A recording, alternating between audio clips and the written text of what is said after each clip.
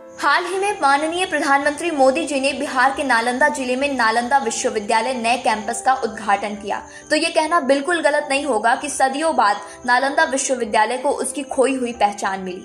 ये वही विश्वविद्यालय है जिसे मात देने वाला दूसरा विश्वविद्यालय आज तक दुनिया में हो नहीं सका। ऑक्सफोर्ड विश्वविद्यालय की स्थापना से भी 500 साल पहले जिसका अस्तित्व था वो है नालंदा विश्वविद्यालय। दुनिया जिसे ज्ञान का अद्वितीय केंद्र मानती थी वो है नालंदा विश्वविद्यालय। 90 लाख से ज्यादा पुस्तकों का घर वो है नालंदा विश्वविद्यालय।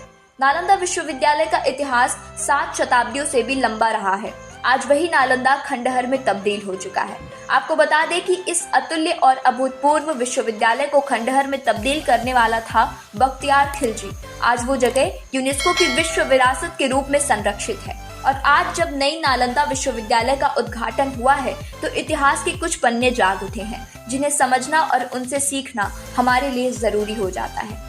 427 ईस्वी में स्थापित नालंदा विश्वविद्यालय को दुनिया का पहला आवासीय विश्वविद्यालय माना जाता है। प्राचीन काल का एक प्रतिष्ठित संस्थान जहां पूर्वी और मध्य एशिया के 10,000 से अधिक छात्र शिक्षा ग्रहण करने आते थे। दलाई लामा ने कहा था कि हमें जो भी बौद्ध ज्ञान प्राप्त हुआ है उसका वास्तविक स्रोत नालंदा ही है।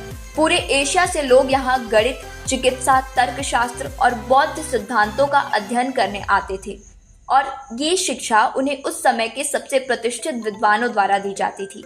ऐसा कहा जाता है कि 6ठी शताब्दी में भारतीय गणित के जनक कहे जाने वाले खुद आर्यभट्ट ने इस विश्वविद्यालय का नेतृत्व किया था। नालंदा पुस्तकालय में 90 लाख से अधिक हस्तलिखित ताड़पत्र पांडुलिपियां थी, जो कि बौद्ध ज्ञान का दूसरा सबसे समृद्ध भंडार था। आप शायद यकीन न करें, लेकिन ये परिसर इतना बड़ा था कि आक्रमणकारियों द्वारा लगाई गई आग 3 महीने तक जलती रही।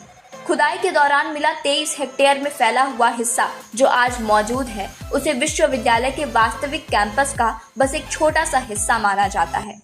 इसके इतिहास की तरफ नजर डालें तो गुप्त वंश के गुप्त सम्राट कुमारगुप्त ने 5वीं शताब्दी के प्रारंभ में आधुनिक बिहार में नालंदा विश्वविद्यालय की स्थापना की थी। हर्षवर्धन और पाल राजाओं के समय इसकी लोकप्रियता बढ़ी।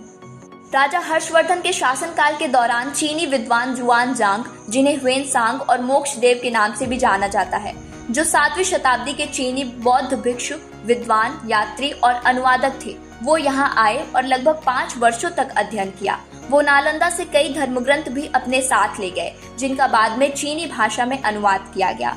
670 ईस्वी में एक अन्य चीनी यात्री ईत सिंह जो नालंदा घूमने आए, उन्होंने बताया कि नालंदा में 2000 छात्र रहते थे और 200 गांवों से मिलने वाले धन से इनका भरण पोषण होता था।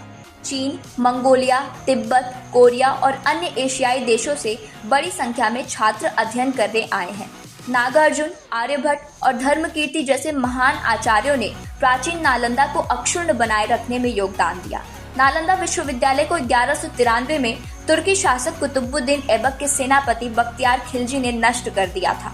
विश्वविद्यालय पर प्रथम आक्रमण गुप्त साम्राज्य के सम्राट समुद्रगुप्त के शासनकाल के दौरान 455 से 470 ईस्वी के बीच हुआ था। हमलावर हूण थे, जो एक मध्य एशियाई जनजातीय समूह था और ये हूण विश्वविद्यालय के मूल्यवान संसाधनों को लूटने की मंशा से आए थे। बाद में स्कंदगुप्त ने विश्वविद्यालय की पुनः स्थापना की और उनके ही शासनकाल में प्रसिद्ध नालंदा पुस्तकालय की स्थापना हुई थी।